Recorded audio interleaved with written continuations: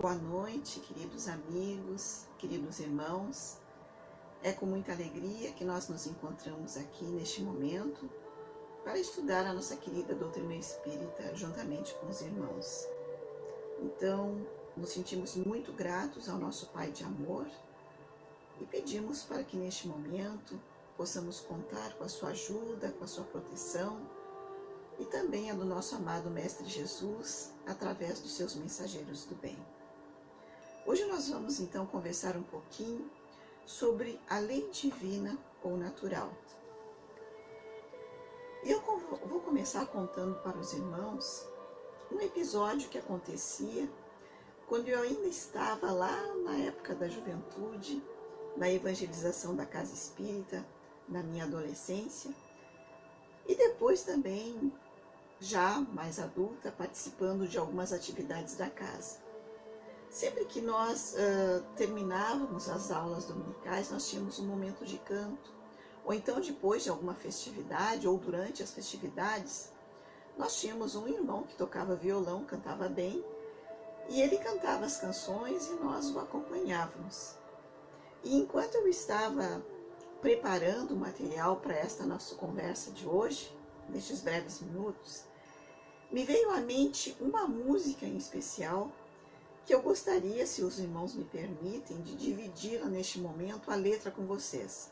Eu vou ler a letra dessa música, ela é muito breve, mas é uma canção muito bela, muito bonita, e que eu particularmente considero um verdadeiro poema de luz.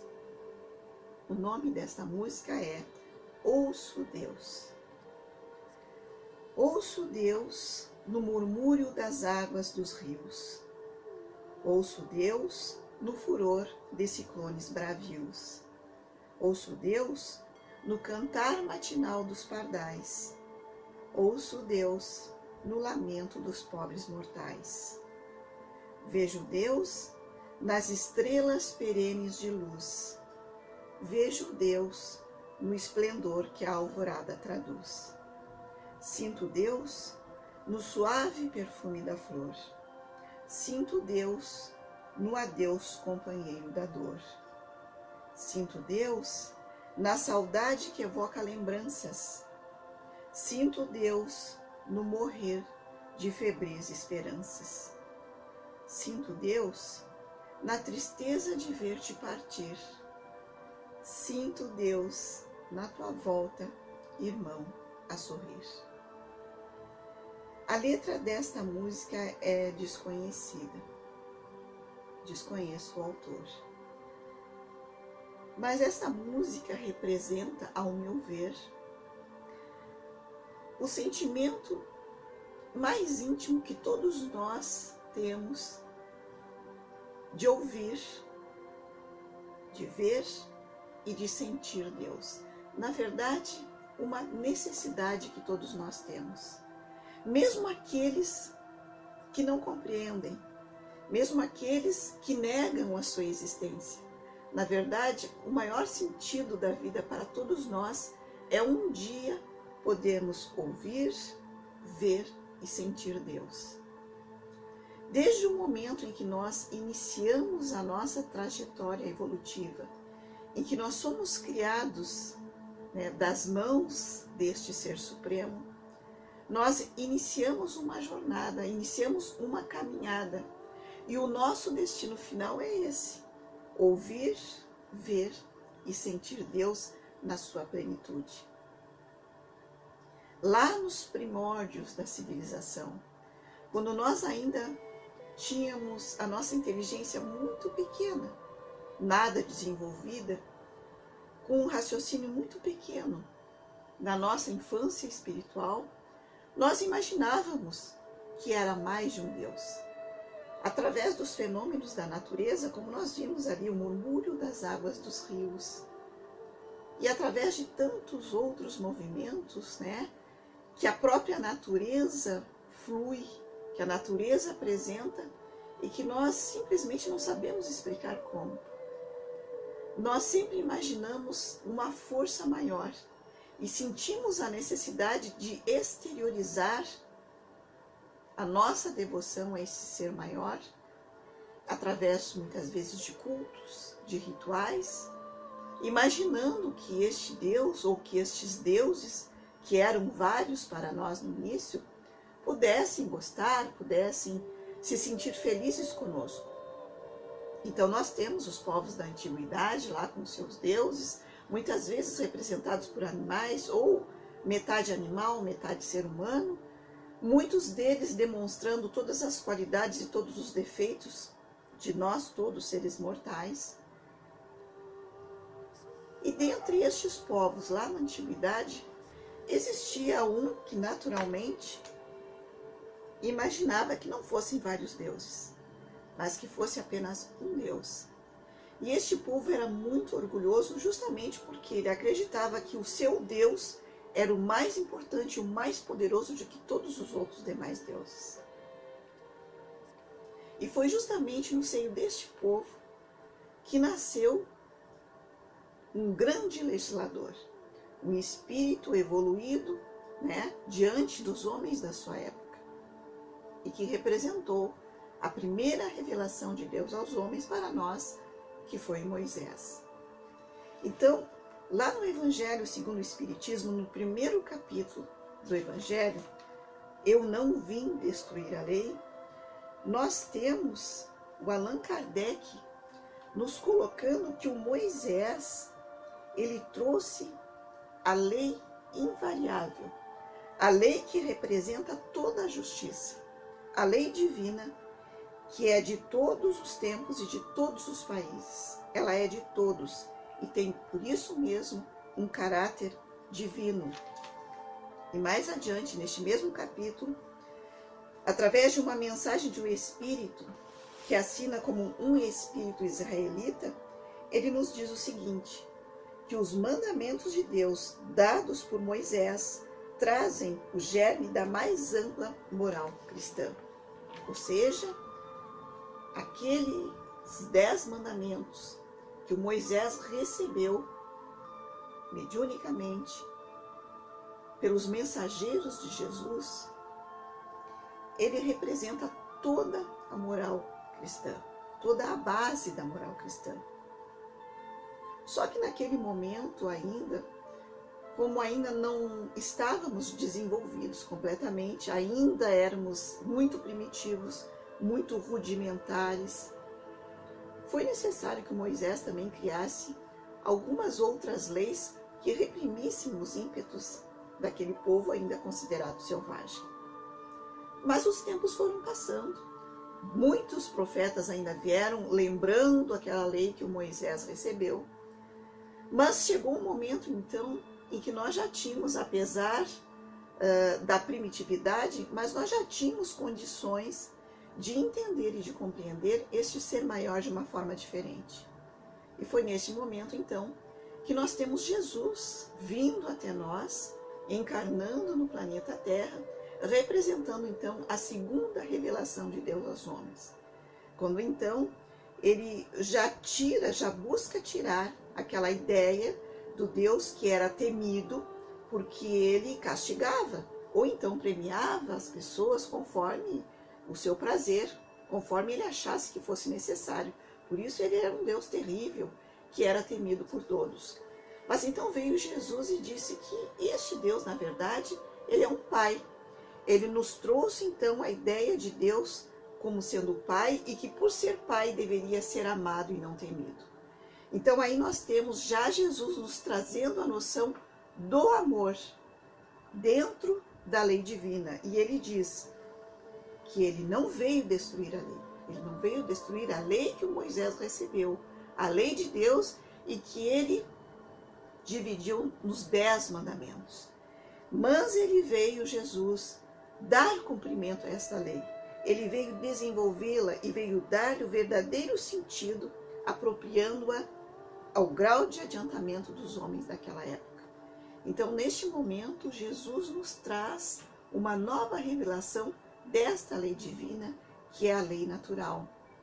E mais tarde, então, depois de muitos séculos, quando então já estávamos com a nossa inteligência devidamente desenvolvida, quando nós já tínhamos as ciências aí, não é?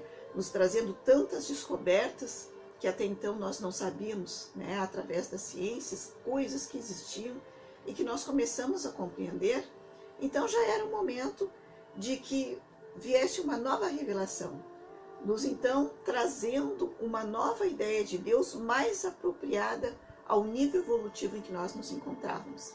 Então nós temos a terceira revelação de Deus aos homens, não personificada na figura de uma pessoa, mas reunindo a ideia de vários seres, né, um grupo de seres, de espíritos superiores, que constituem então a nossa querida doutrina espírita. E através dessa revelação, nós temos então, na figura do Allan Kardec, sendo o nosso codificador, o codificador da doutrina espírita, na primeira obra da codificação espírita, que é o Livro dos Espíritos, tendo o cuidado então de nos trazer a ideia de um Deus já não mais daquela ideia que os cristãos da antiguidade tinham, de que Deus era aquele senhor idoso, de barbas brancas, e que ficava sentado num trono lá no céu, decidindo os destinos de cada um, dizendo: este vai para o céu, este vai para o inferno, este senta à minha direita, este vai sentar à minha esquerda, né? Então, o que o Allan Kardec faz? Ele, não é, tira essa ideia deste Deus, que era uma figura humana, e quando ele pergunta para os espíritos da codificação a respeito deste ser, né, deste ser supremo, ele não pergunta quem é Deus, justamente porque ele não quer, não é, atribuir a Deus a figura de uma pessoa, mas ele quer que seja muito clareado para nós, dentro das possibilidades que nós já possuímos, evidentemente, o que seja Deus. Então ele perguntou: que é Deus? Ao que os espíritos respondem: Deus é a inteligência suprema, causa primária de todas as coisas.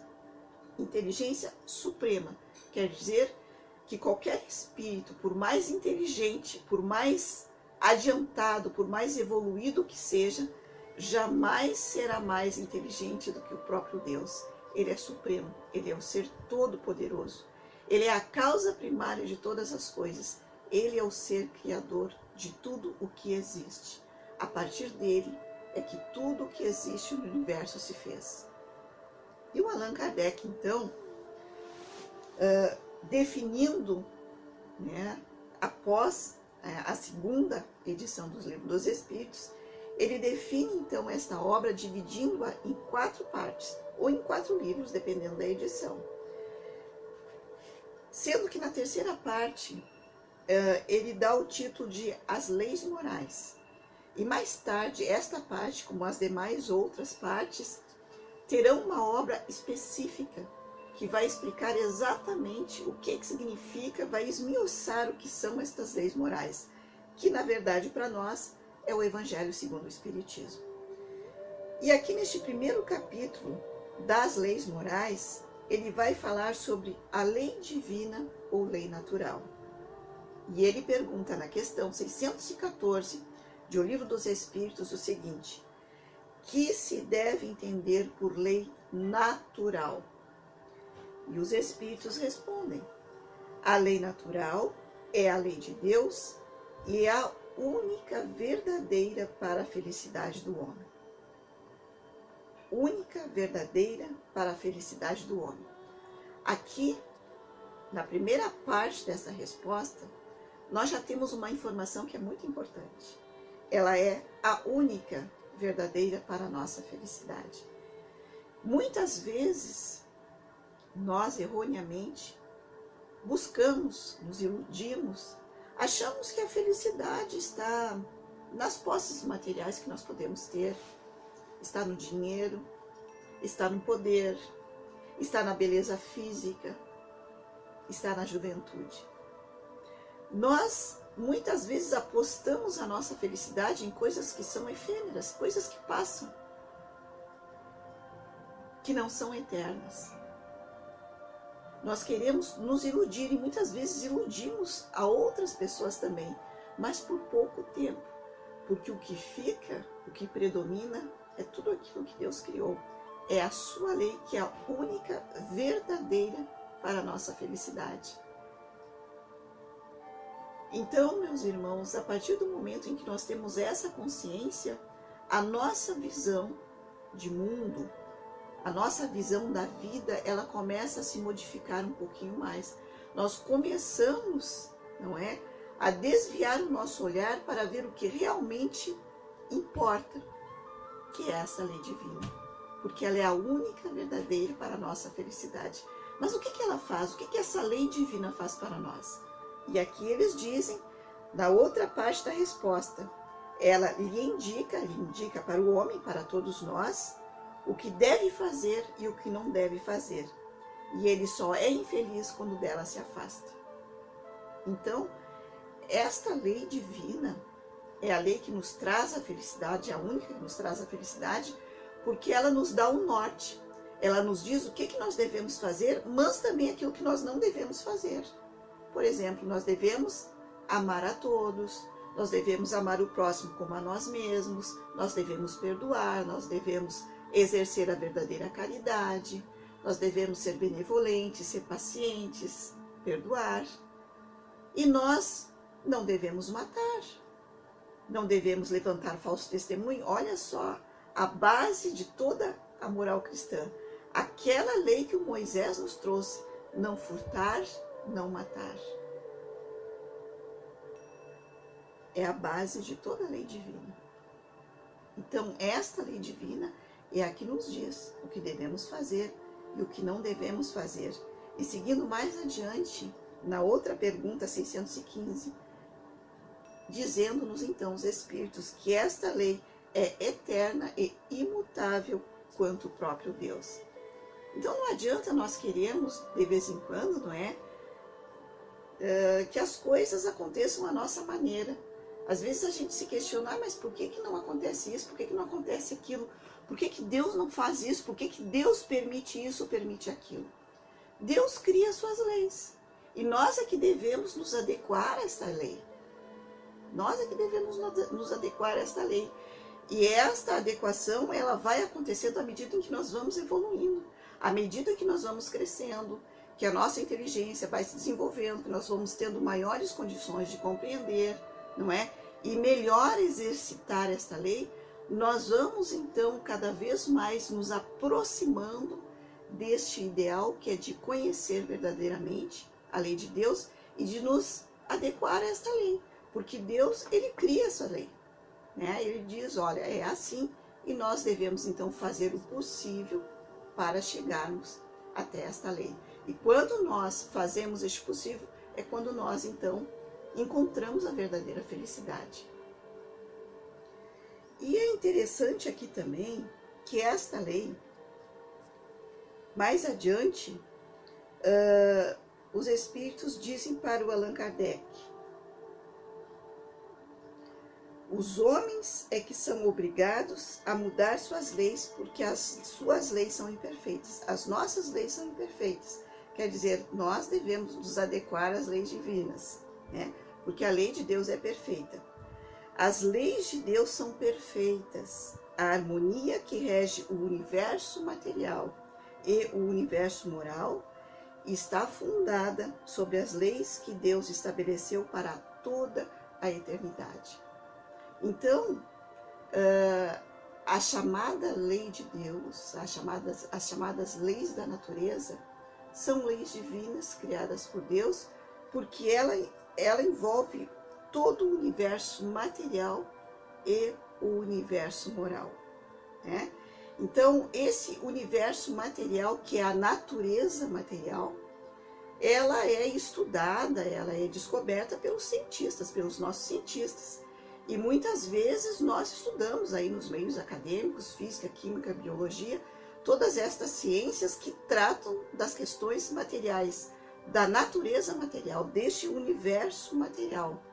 E o universo moral é aquele que se relaciona à nossa vida espiritual, à nossa realidade espiritual. Então, a lei divina, ela compreende esses dois universos, tanto o universo material quanto o universo moral.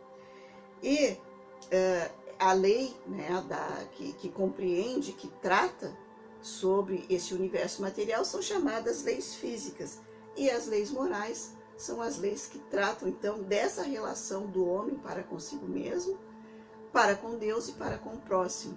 Então são as leis morais, não é? São as leis do Espírito. E mais adiante nós temos a seguinte pergunta do Allan Kardec, que é muito interessante. Ele pergunta se todos os homens têm condições de ter o conhecimento, de ter acesso a essa lei. Aqui os espíritos dizem que sim, todo aquele que busca, ele vai encontrar.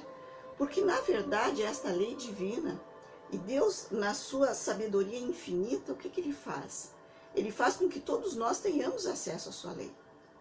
Né? Que não tenha ninguém que seja privilegiado. Ah, esse pode, esse não pode. Não. Tanto é assim que o que ele faz? Ele, no ato da criação de cada um de nós, a partir do momento em que cada um de nós é criado, ele deposita no nosso íntimo a sua lei. E esse íntimo se chama consciência. Porque o Allan Kardec vai perguntar para os espíritos da codificação: onde está escrita a lei de Deus? Ela está em algum lugar? Sim, ela está escrita na nossa consciência. Por isso, muitas vezes tem aquele ditado que a gente ouve falar: cada cabeça uma sentença, não é? Muitas vezes, quando nós realizamos alguma coisa que não é muito pertinente, às vezes a nossa consciência pesa, a gente fica assim, puxa, mas não era bem isso.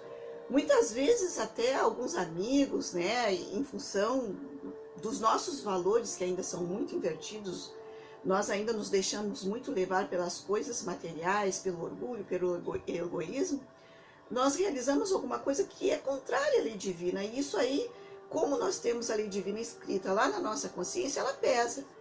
E algumas pessoas, elas acham, não, mas não é, tá tudo certo, todo mundo faz, né? Todo mundo faz.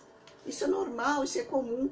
Mas nós interiormente, como já temos esta lei dentro de nós, e já a buscamos de alguma forma, essa consciência, ela nos pesa e ela nos diz: olha, ele até pode dizer que é isso, mas não é. E você sabe disso.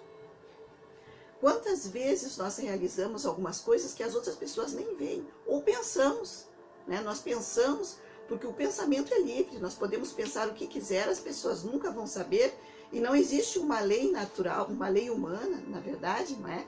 Uma lei social que diga: olha, você não pode pensar isso ou não pode pensar aquilo. Porque ninguém sabe o que nós estamos pensando. Mas nós temos alguma coisa que nos freia dentro de nós, no nosso interior, que é a consciência. Porque se as pessoas não sabem o que nós estamos pensando, se o pensamento ele é ilimitado, porque a gente pode pensar o que quiser, a nossa consciência ela já nos põe freios. Porque como ali nós temos as leis divinas que dizem o que nós devemos e o que nós não devemos fazer, a partir do momento em que nós só pensamos, muitas vezes nós não realizamos nada, mas só pelo fato de nós pensarmos alguma coisa que seja contrária a esta lei, esta consciência já nos cobre e nos diz: olha, para aí, não é isso aí, não é bem assim. Mas daí o Allan Kardec diz: puxa vida, mas então se todos nós temos gravados na nossa consciência esta lei que nos diz o que nós devemos, o que nós não devemos fazer, por que é necessário que de tempos em tempos venha alguém e nos lembre esta lei? Né? E nos fale sobre essa lei. Veio Moisés, veio Jesus, e agora os espíritos da codificação, os espíritos superiores, vêm nos trazer esta lei novamente. Por que é necessário? E olha o que eles dizem. Porque o homem a esquecera e menosprezara. Deus quis que ela lhe fosse lembrada. Então aí mais uma vez trazendo essa questão do amor de Deus e do cuidado que Ele tem com a sua criatura. Então Deus sabe que durante a nossa jornada, durante a nossa caminhada, muitas vezes nós vamos nos desviar do caminho, porque nós não somos perfeitos, nós não sabemos tudo e o erro é previsível. Então muitas vezes nós vamos nos enganar, nós vamos errar, e é necessário por isso então que venha de tempos em tempos alguém que nos lembre, não é, esta lei, porque nós vamos nos esquecer, nós vamos nos desviar do caminho, porque nós estamos aqui, né, inseridos ainda neste mundo material, porque é necessário para a nossa evolução que nós estagiemos na matéria. Então, enquanto nós estamos aqui, muitas vezes nós nos perdemos e valorizamos muito mais o que é material, valorizamos a natureza material e desprezamos a nossa natureza espiritual, e que é a mais importante, porque ela é eterna, é ela que sobrevive a tudo. O que é material, ele vai desaparecer um dia, ele vai ser destruído, ele vai ser corroído, mas o que é eterno, o que é o espiritual, que é a nossa vida verdadeira, ela vai continuar. Então, o que nos interessa nesse momento é aquilo que trata da nossa lei, da lei moral, né, que fala sobre a nossa moral, que fala, então, sobre a nossa melhora. E o Allan Kardec, mais adiante, ele vai dividir esta lei natural, esta lei divina, em 10 partes. Não que a lei divina, a lei natural, sejam 10 leis, não. Ele divide esta lei em 10 partes para que nós possamos melhor compreender como é que ela se dá no nosso meio, no universo, na nossa relação, não é, com Deus, na nossa relação conosco mesmo e para com o próximo. Mas ele submete a avaliação desta divisão aos espíritos. Ele pergunta lá na questão 648, que pensais da divisão da lei natural em 10 partes, compreendendo as leis sobre adoração, trabalho, reprodução, e daí ele vai enumerar todas aquelas leis morais que nós temos, né, descritas ali na terceira parte de O Livro dos Espíritos, sendo que a última é a lei de justiça, amor e de caridade. É uma única lei que é composta por 3 palavrinhas: justiça, amor e caridade. Então ele pergunta o que os espíritos acham dessa divisão que ele faz da lei divina em 10 partes, e eles respondem: olha só que interessante. Essa divisão da lei de Deus em 10 partes é a de Moisés.